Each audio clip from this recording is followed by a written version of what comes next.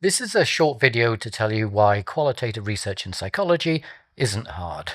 In fact, it's squishy.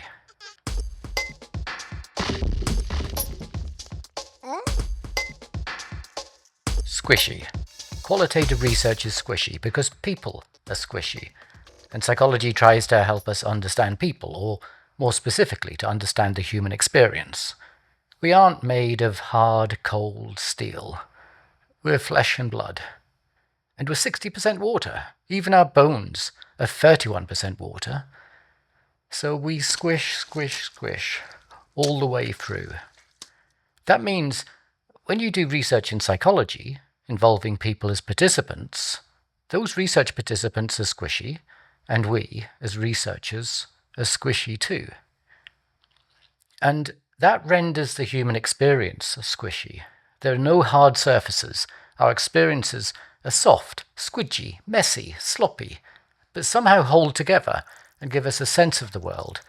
Our emotions, our thoughts, and our memories are all sloshing away together, and something from it emerges and shapes the sense we have of the world, the sense we have of each other, and the sense we have of ourselves.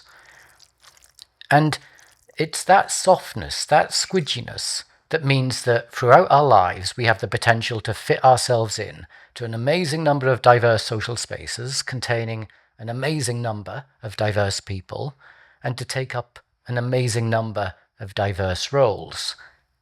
And in each social space we spend time in or pass through, we're both shaped by that space, but we also shape that space in return. You can't squeeze us into square shapes so that we can squeeze into square holes. We don't fit neatly into categories or boxes, even though some in psychology appear to want us to believe that's the case, as they label and diagnose us with what they claim is scientific precision, but turns out to be speculation, guesswork. We're actually shapeshifters. And that's a defining quality of the human experience. It's something that the arts, the humanities, the social sciences have known for an eternity, and they've learned how to capture it much more effectively, I think, than psychology has. The arts in particular have captured the human experience in ways that has meaning for us, and it reverberates in our storytelling and through our sense-making. It's the stuff captured in great art, great literature, great music, great poetry, and great filmmaking. I include poetry because I should, but also because Caitlin, who's doing research with me, would not forgive me if I didn't make special mention of poetry. Hi, Caitlin.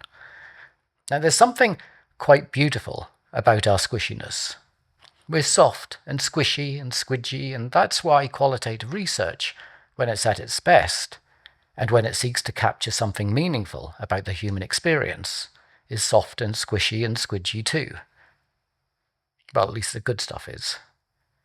There are no hard surfaces in qualitative research, no solid blocks you can build up your knowledge on, no point in drawing straight lines between thing A that we think affects thing B in a particular way.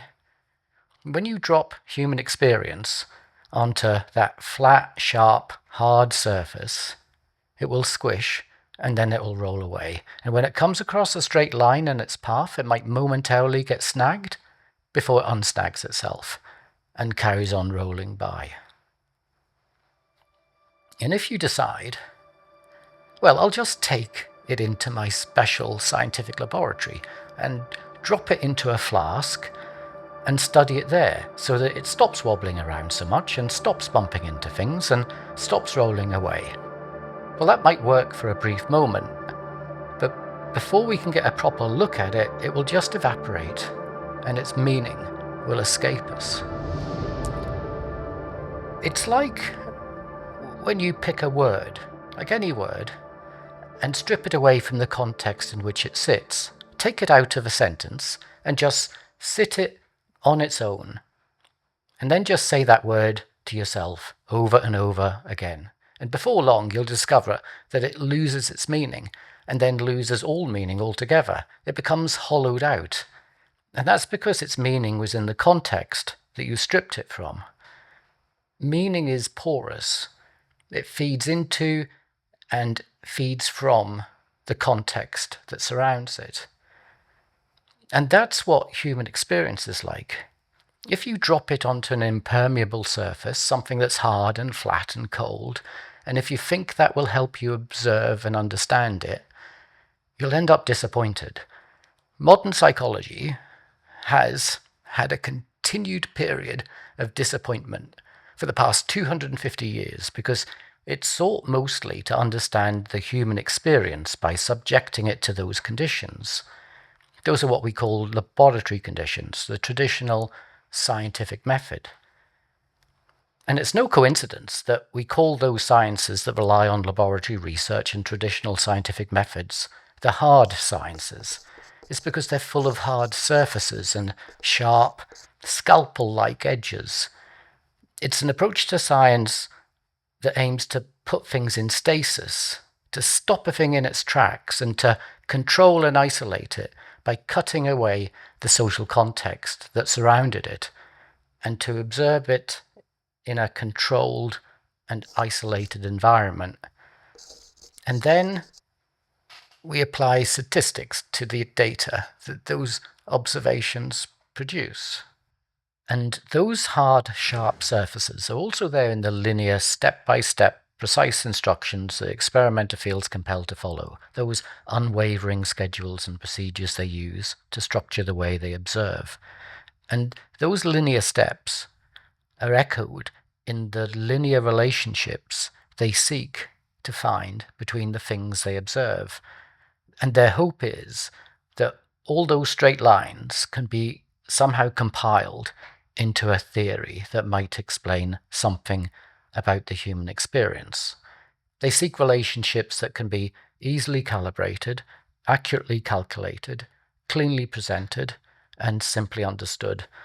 And that's why those methods capture so little of the human experience, because humans aren't straight and narrow, they're squishy and flabby.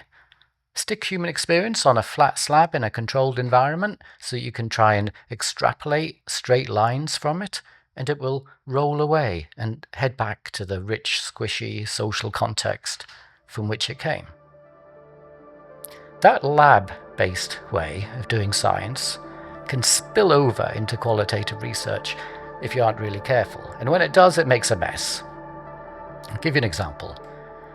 It's unfortunately not uncommon for qualitative interviewers to use interview guides and schedules that have a linear structure.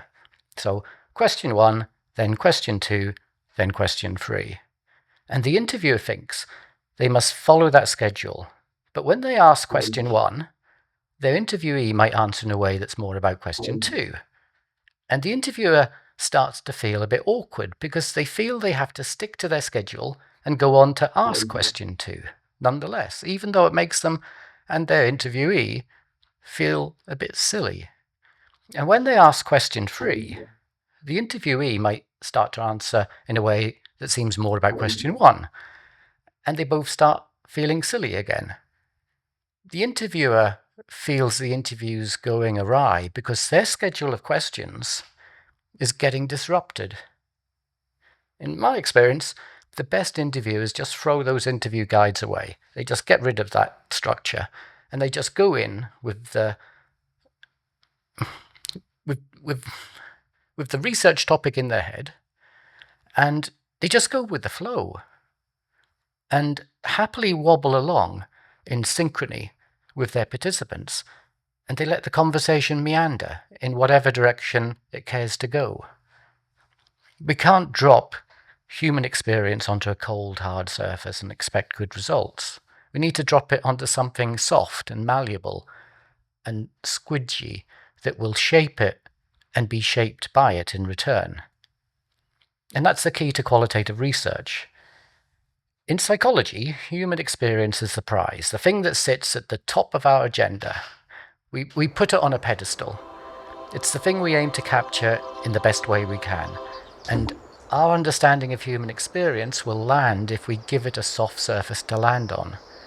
You need to let it roll around without rolling off. allow it to squish without getting squashed. And that's why the best qualitative methods are soft and fluid, not hard and static.